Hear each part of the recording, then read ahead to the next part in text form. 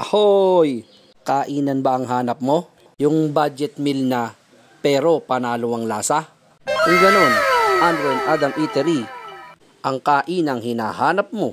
Ito lang yan sa Malipampang, San Ildefonso, Bulacan. At kung ikaw nga ay pa-south, gawing kanan. At kung pa-north ka naman ay mag-wig ka nga. Joke lang, gawing kaliwa. Araw-araw nga pala, bagong luto lagi ang kanilang ulam. Kasi parang cook, always panalo!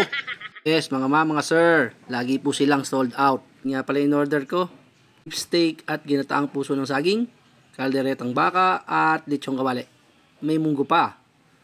But wait, there's more. May pre-sabaw pa. And moment of truth. Grabe, panalo yung lasa ng baka. Nanlulusaw sa bibig eh. Kahit di mo nga nguyain, bagay na bagay ito sa mga walang ipin. Ayun na nga, ubos, pati pantubos.